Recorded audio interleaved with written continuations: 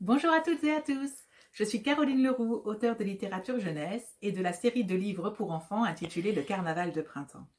Le tome 3, qui s'appelle Une canaille sème la pagaille, vient tout juste d'être publié et je me disais que ce serait peut-être chouette de partager avec vous mon histoire en vous lisant un chapitre par jour. Alors je vous propose, si ça vous intéresse, de vous installer confortablement, de vous faire un gros câlin et de me suivre dans la forêt d'Evergreen.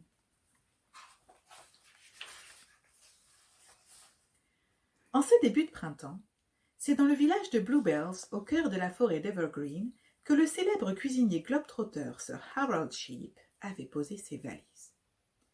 Comme chaque année, les villageois s'apprêtaient à célébrer le retour de la belle saison, à l'occasion du carnaval de printemps, une grande fête qui durait une semaine et prévoyait de nombreuses festivités pour petits et grands. Cette année, le maire de Bluebells, Seamus le cerf, avait décidé d'apporter un peu de nouveauté aux célébrations et il avait demandé à Sir Harold de venir installer son restaurant éphémère dans le village pour la semaine. Lassé de cuisiner toujours au même endroit, le grand chef Mouton s'était en effet lancé quelques mois auparavant dans un tour du monde des saveurs pour faire découvrir sa cuisine au plus grand nombre.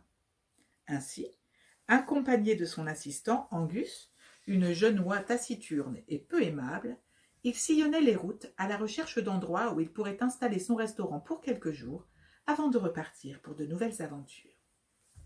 C'est ainsi que 2 jours plus tôt, Angus et lui s'étaient installés dans l'ancienne école du village, réaménagée en restaurant pour l'occasion, afin d'y organiser 3 dîners de fête.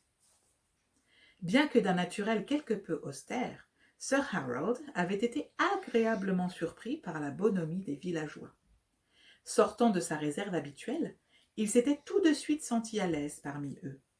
Il faut dire qu'il règne à Bluebells une douceur de vivre tout à fait remarquable et que ses habitants sont des créatures particulièrement accueillantes. Sir Harold avait été ravi de prendre part au défilé d'ouverture du carnaval qui avait eu lieu le lendemain de son arrivée. Avec joie, il était parti à la découverte de Bluebells et de ses environs, se mêlant au joyeux cortège formé par les villageois. Il avait également participé au goûter qui avait été servi ensuite et avait découvert avec surprise les pâtisseries savoureuses préparées par Paul Lapin, un jeune cuisinier au talent très prometteur. Fort satisfait de sa journée et prêtant peu d'attention aux bougonneries de son assistant plus maussade que jamais, Sir Harold avait ensuite passé la soirée à préparer le menu pour son premier dîner prévu pour le lendemain.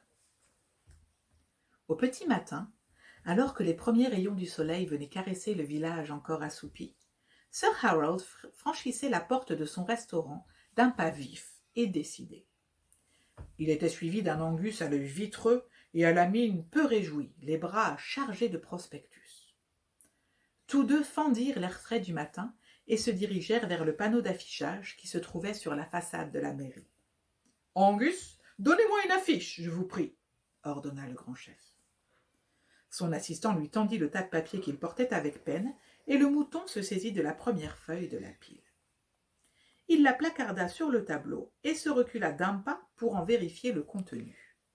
Sur un fond beige, rédigé en lettres dorées, on pouvait y lire « Sir Harold Sheep, cuisinier émérite, président d'honneur de la Société des chefs cuisiniers des contrées de Blossoming Hill, vous attend ce soir à 19h au restaurant pour déguster son premier dîner. Au menu ce soir, délices de légumes racines en tarte, risotto de printemps et sa tuile croustillante, ananas caramélisé et son sorbet exotique. »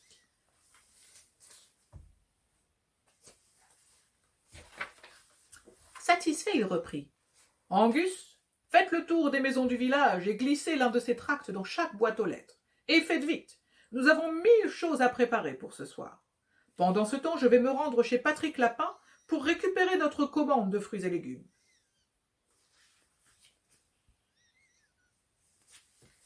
Sitôt dit, sitôt fait. Il partit d'un bon pas, laissant planter là la jeune oie, courbant sous le poids de son fardeau de papier. De fort mauvaise humeur et la mine renfrognée, Angus se mit en route à son tour, en traînant les pieds. Et voilà, le chapitre 1 est terminé. J'espère que ça vous a plu. N'hésitez pas à commenter, n'hésitez pas à partager, n'hésitez pas à me dire ce que vous en avez pensé et je serai ravie de vous retrouver très prochainement pour la lecture du chapitre 2. Je vous souhaite une très bonne journée. À bientôt!